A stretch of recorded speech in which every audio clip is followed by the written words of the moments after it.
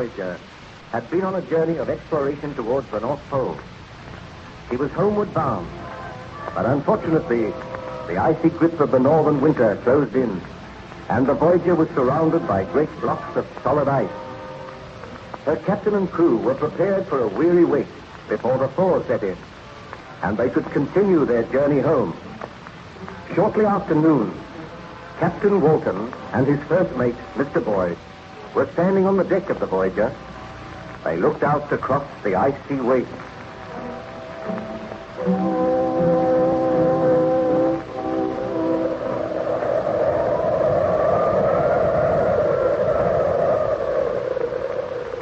Well, Mr. Boyd, I think we will be here for quite a considerable time yet. There's no sign of a thaw setting in. The trouble is to keep the crew occupied, Captain. And they're beginning to grumble a good deal already. Well, give them as much work as we can. After all, we were prepared for something like this. We have ample supplies of provisions. I will take all responsibility for my men. And I can promise you that they will all return safely to England. My eyes are deceiving me. How ails you, Mr. Boyd? Look there. Coming across the ice. A man.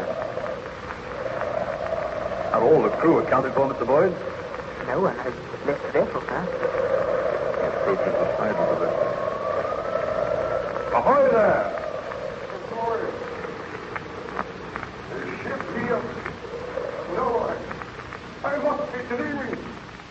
This is another signal of my conscious brain. I can assure you this is a ship.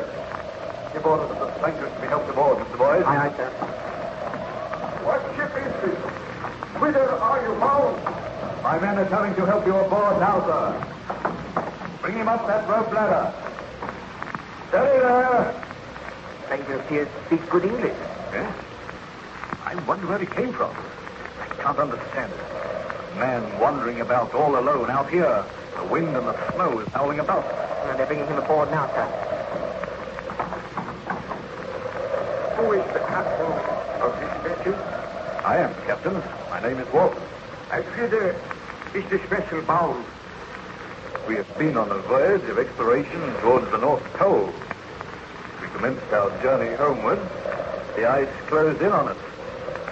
We are staying here until the thaw sets in.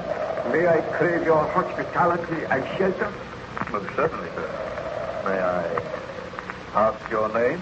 Victor Baron Frankenstein. I am ill and weak. He will fall. All right, sir, I have him. I must express my sorrow for the trouble I am causing you, Captain. But I am seeking shelter. Then my quest must go on. I must always go on. I cannot die till I find that evil, that demon, which I unloosed upon the world. You speak strange words, sir. Forgive me. If I can but crave your kindness, some food, and I will... Mr. Boyd, take Baron Frankenstein below to my cabin. See that he is made comfortable there. Give him food and drink. Let the ship's surgeon attend to him. You are giving him your cabin, sir? Why not? You had my orders. Have a hammock slung for me in the cabin. Aye, aye, sir.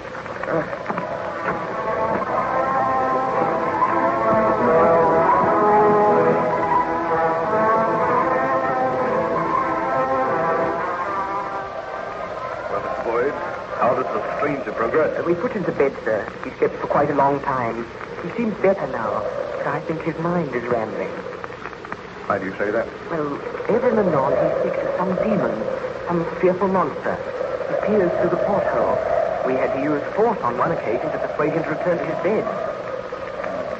Strange. Perhaps his wanderings have deranged his mind. Do you think it is safe to leave him without a guard? Do you think we should take the precaution of locking your door, sir? He appears to be a gentleman. No doubt he has a strange story to tell. Has he mentioned anything which might supply a key to this mystery? Or why he was wandering about here in these icy wastes? He said that he was searching for an evil spirit, for a destroyer, a taker of human life. Something about the man which makes me afraid, sir. Oh, Boyd, the man can do you no harm. I will go down and speak with him myself. Do you wish me to accompany you, Captain? No. I will go alone. But should he become violent? Oh, the man is weak and ill. How can he become violent? He struggled with us when we dragged him away from the porthole. He said he must be watching. Forever watching. Poor devil. I will try to persuade him to tell me his story. Wait here on deck, Boyd. I will send for you if I need you.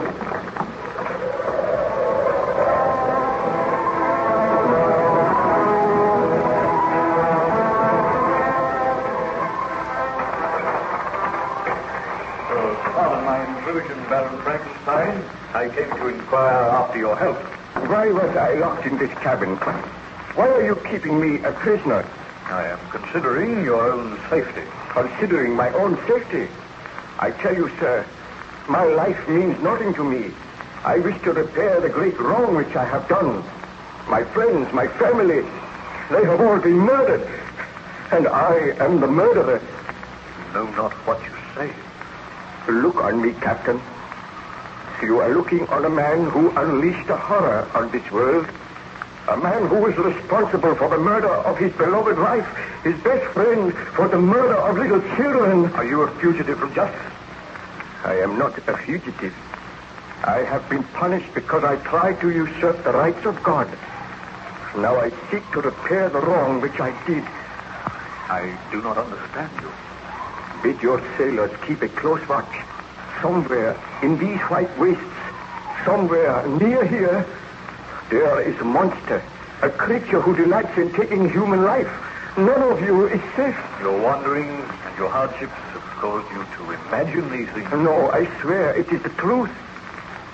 Near this vessel, I saw a giant footprint in the snow. It must have been the footstep of the monster which I created. Would you like to tell me something of your story? Captain Wilton, I do not know if you will believe my story when I tell it to you. Perhaps you may have proof. Perhaps someday you will look upon this monster. May heaven grant that you do not. If it will help you to tell me about it, Baron Frankenstein, I assure you I will make a ready listener. Be seated, Captain. I have told you that my name is Baron Victor Frankenstein. I was born in Geneva, and my family is one of the most distinguished in that republic. My father had filled several public situations with honor and reputation. He was respected by all who knew him for his integrity. So you can see, sir, that I grew up in the most ideal surroundings. When I was 17, my parents sent me to the University of Ingolstadt, and there I became interested in science. During my attendance at the university, my beloved mother died. I returned home for a brief while, and whilst at home I fell deeply in love with my cousin Elizabeth, and I determined to marry her as soon as my course at the university had been completed. I returned to Ingolstadt and continued with my studies. I read deeply, and gradually a most dreadful thought occurred to me. From my readings and my studies, I realized that it would be possible for man to create man. I became aware of the tremendous power of electricity. I was caught once in a terrific thunderstorm. I observed how the lightning had split an oak tree in half, and the knowledge came to me that just as electricity can destroy life, so can it create. And then and there, my horrible resolve was born. I vowed that I would not rest until I had created a man. This seems incredible, Baron Frankenstein. Oh, it may seem incredible to one who is not acquainted with science, but I studied and experimented, and when I retired from the university, I begged my father to build me a laboratory near our old home. He agreed to do this, and then I took into my confidence an old family servant called Julio. The man was crippled, but he had a keen and agile brain, and he was interested in my experiments. For months we worked. I intended to create a creature who would be both strong, good to look upon, and noble. Are you speaking the truth, Baron Frankenstein? I swear that I speak the truth. Did you succeed with this monstrous project? I swear a holy oath that I succeeded. I created a man. I usurped the rights of God. Did I say I created a man? That is not the truth. I created a monster. A monster? Why, you might well shudder, Captain Walton. I will tell you the story of the creation of this monster. I will tell you why you found me wandering about the white waste. How did you get here? I chartered a ship. I paid a crew. We were wrecked upon an iceberg and all perished save one person. I was the miserable person who lived on because I had to live. I cannot die until I have destroyed that which I have created. But if you created this monster in Geneva, what is it doing here out in the white waste of the north? Oh, I'm tired, my friend. The story is too dreadful and horrible. Let me regain my strength so that I may complete my work. What I have created must be destroyed. Oh, my poor fellow, I assure you that we will give you every care and attention. Still you do not believe me.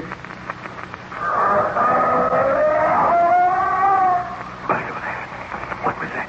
The monster, it is here, aboard the vessel. That was the most ghastly laugh I have ever heard. Open that door. Let me complete my work now. God, did you hear that? Stand aside. No, we shall not open this door. Mr. Boyd! Mr. Boyd! Come back at once and bring your pistol with you!